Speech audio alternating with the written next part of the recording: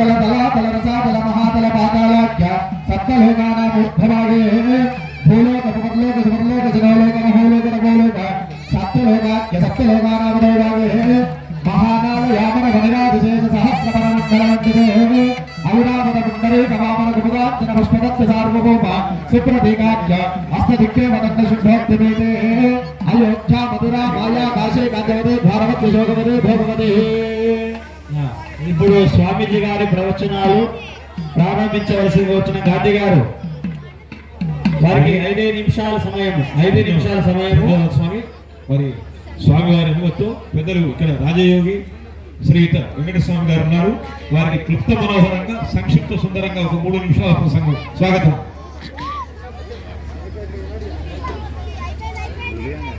వారు మరి నభూతో భవిష్యత్ అన్నట్టుగా చాతుర్మాస్య దీక్షతో వందలాది కార్యక్రమాలు చేసిన వారు. మరి 41వ సంవత్సరాలలో వారు బాసర క్షేత్రంలో వారు అనేక లక్ష దీపోత్సవాలను నిర్వహించున్నారు. కోటి పిడకల యాగాన్ని వారు నిర్వహించున్నారు. మరి అదేవిధంగా 1,00,000 మంజుసూక్త యాగాన్ని కూడా వారు నిర్వహించారు. ధార్మిక ప్రభంజనం వెంకటస్వామి గారు ఒక 3-4 నిమిషాల వారి శుభాశీస్సులు. ఒక్కసారి మీ అందరి చప్పలతో వారికి స్వాగతం, సుస్వాగతం.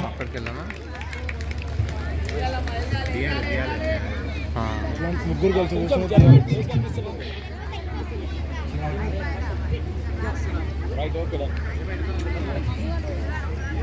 పవిత్ర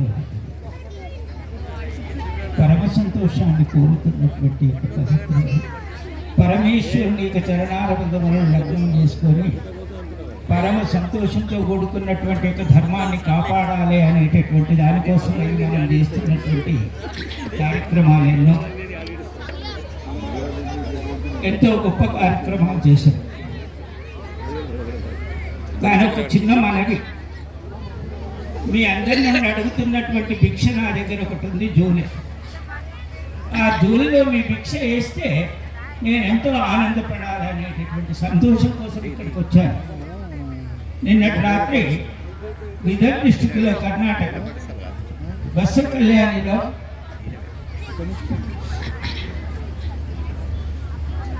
కళ్యాణిలో లక్ష దీపారాధన చేశారు. సదానంద మఠంలో అక్కడ చేసి ఇక్కడికి వచ్చారు. ఆత్మ బాంధవులారా, బహిర్గతంగా కనిపిస్తున్నటువంటి దీపాలను ఎన్నో పెట్టుకోదు. నేను ఎన్నో కాలాల నుండి 40-42 సంవత్సరాలు లక్ష దీపోత్సవం కంటిన్యూగా ఒక్కరినే చేస్తున్నట్టు నాకు బాసర క్షేత్రంలో లక్ష దీపోత్సవం. అదేవిధంగా మెదక్ డిస్టిక్లో నర్సాపూర్ మండల్ పక్కన రుస్తుంపేట గ్రామంలో 38 సంవత్సరాలుగా లక్ష దీపోత్సవం చేస్తారు. మెదక్ డిస్టిక్లో ఇంకొకటి ఎందుకంటే టేక్మల్ మండల్లో వేల్పుగొండ అనే గ్రామంలో అక్కడ 28 సంవత్సరాలుగా లక్ష దీపోత్సవం చేస్తారు. బంధువులారా, ఈ దీపోత్సవం చేయడంలో పెద్ద గొప్ప అనేటటువంటి ధర్మాన్ని ఎక్కడ దాచిపెట్టిందో అది మనం బయట పెడితే బాగుంటుందని నేను అందరిని అడుగుతాను. దీపం పక్కన కొంచెం నీళ్ళేసి దీపాన్ని వెలిగిస్తామంటే అది పటా పటా అంటుంటారు. అప్పుడు మన అంతర్యామిలో ఉన్నటువంటి లోపం ఏదైతే ఉంటుందో దాన్ని తీసి పక్కకు పెట్టి ఆ నూనెతో వేసిన ఒత్తిని వెలిగించేటప్పుడు నిశ్చలమైన హృదయంతో నుండి వెలిగిస్తే బాగుంటుందని మీ అందరిని అడుగుతున్నాను. నేను అటువంటి ధర్మాన్ని ఎక్కడ దాచిపెట్టాం? మనమందరం అనుకుంటున్నాం మేము గొప్ప పని చేస్తున్నాం. నాకు ఒక భక్తుడు చెప్తే, ఈ లక్ష దీపారాధనకు నూనె కావాలి బిడ్డ అన్న. ఎంత ఉంటాడు అతను అంటే ఒక 16 సంవత్సరాలు ఉంటాడు. గురుదేవా, మీరు ఆజ్ఞిస్తే నేను 100 డబ్బాలు తెచ్చిస్తాను స్వామిజీ అన్న. బంధువులారా, ఈ నూనె కానీ ఈ కనిపిస్తున్నటువంటి వివరణ కానీ ఈ కళాతీతమైనటువంటి ధర్మాలు కానీ ఎందరో చేయగలిగేటటువంటి వారు ఉన్నారు. కానీ అంతర్యామిలో లోభం లేనటువంటి ధర్మంతో తెచ్చేవారు ఎంతమంది ఉన్నాం ఒక్కసారి తెలియదు ఉంటారు. వద్దా? చేయి లేపకూడదా? ఆ లోభం మన నుండి విడవకూడదా అని అడుగుతున్నాను మీ అందరినీ. మనం చేస్తున్నటువంటి పుణ్యకార్యాల కోసమై మనం చేస్తున్న సేవ ఎటువంటిది అనేటటువంటి ధర్మం మన అంతర్యామిలో ఉన్నటువంటి లోభమైన విషయం ఏదైతే మన దగ్గర ఉందో దాన్ని వదిలిపెట్టే హృదయం మీ అందరికీ ఉండాలి. నేను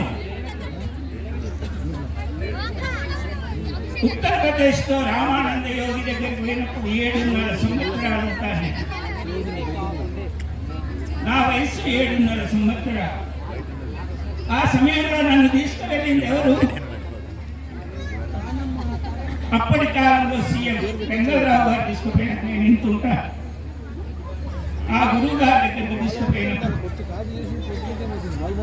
12 సంవత్సరాలు వారి దగ్గర సేవ చేశారు. బంధువులారా, మిమ్మల్ని అడుగుతున్నది ఏంటి కదా అంటే, మనలో ఎటువంటి మరణము లేనటువంటి ఆనందంతో 2 చెంచాల నూనె వేసేసారు. షాద్నగర్లో 2 చెంచాల నూనె వేస్తే 1 కోటి దీపాలను వెలిగించుకోవచ్చు. నేను అడుగుతున్నాను లేదంటే 2 చెంచాల నూనె 1 గ్లాసు 1 చెంపులో మీరు పట్టుకొని వెలిగిస్తే 1 కోటి దీపాలను వెలిగిస్తామని నేను అడుగుతున్నాను. కానీ అనాలోచన సంభవపడి అజ్ఞానమైన పనులు చేసి లేనిపోని కట్టను కల్పించి ఇతరులను వంచన చేసేటటువంటి విధిని వివరించి విధాతగా తను చేస్తున్నటువంటి ఒక లక్షణాన్ని యాచించి యాచకుల్లా పోతే ధర్మం కాదని మీ అందరినీ కోరుకుంటున్నాను. మనం దేవుని ముందట దీపం పెట్టేటప్పుడు ఆ దీపానికి నూనె ఎంత కావాలి మనకు అంటే, ఒక ప్రమిదలో దీపం వెలిగించుకున్నాక దేవునికి దీపం పెట్టుకుని దండం పెట్టుకొని మనోత్సాహంగా వెలిగించి నమస్కారాలు చేసుకుంటప్పుడు నిశ్చలమైన హృదయంతో నుండి నిర్మలమైనటువంటి భక్తి మన లోపల నుండి సేవ చేసుకుందామనేటటువంటి మనస్సు మన దగ్గర ఉంటే మన ఇంట్లో వెలిగించుకున్న దీపం కూడా పరంజ్యోతి రూపము మన ఆత్మలో పవిత్రమైనటువంటి లక్షణం ఏదైతే ఉంటుందో అది పరమ సంతోషమైనటువంటి. బంధువులారా, అటువంటి భక్తి మనం ఎక్కడ చేద్దాము అనేటటువంటి భక్తి మనకు దాన్ని అడుగుతున్నాను నేను. మనం చెయ్యకూడదా? మనం ఆత్మభూమి పవిత్రం చేసుకోకూడదా? మనలో ఉన్నటువంటి మంగళకరమైనటువంటి ధర్మంతో వెలుగుతున్నటువంటి ఆత్మజ్యోతిని వెలిగించుకునేటటువంటి ధర్మం మనకు ఉండకూడదా అని మీ అందరినీ కోరుకుంటున్నాను. ఆ ధర్మాన్ని మనం ఎక్కడన్నా చూస్తున్నామా? ఎక్కడుంది? మనమంతా యాచకులు మాత్రమే అనుకుంటున్నామా?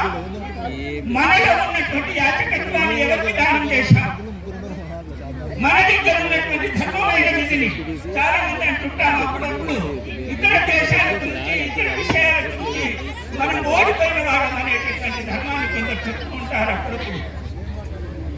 మనలో ఉన్నటువంటి చైతన్య తేజమైన ప్రకాశాన్ని ధర్మమైన విధిని విధాతగా మనం చెయ్యలేబట్టి చెయ్యి అనేటటువంటి చెప్పగలిగేటటువంటి ధర్మం మనకొద్దా?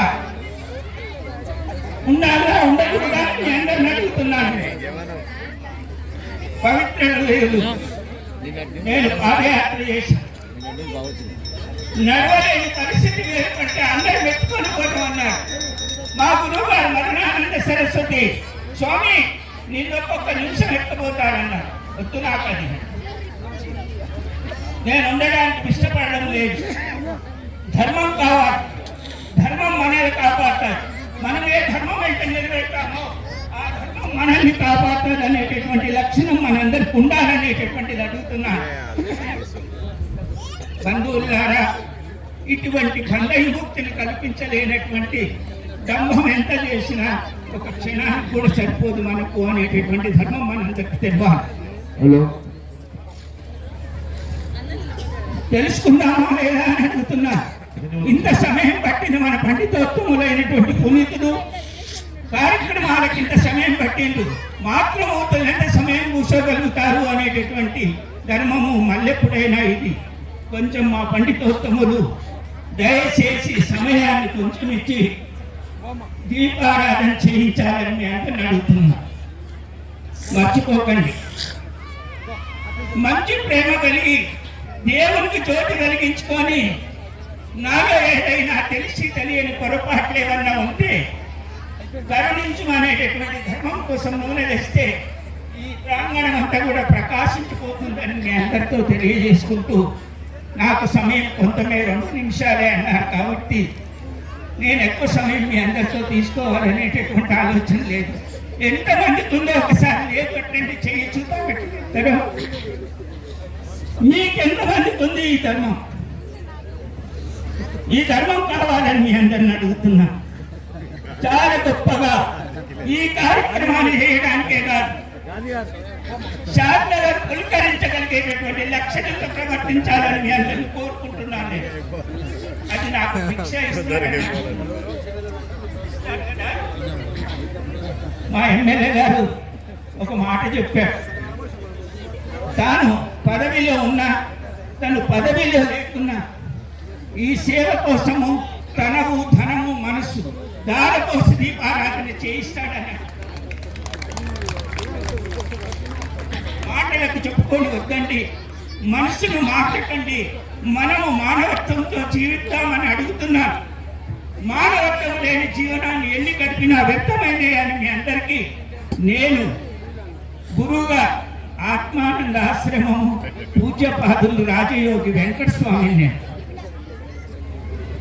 7.5 సంవత్సరాల్లో నేను పీఠాన్ని అలంకరించిన నా వయసు 7.5 సంవత్సరాలు.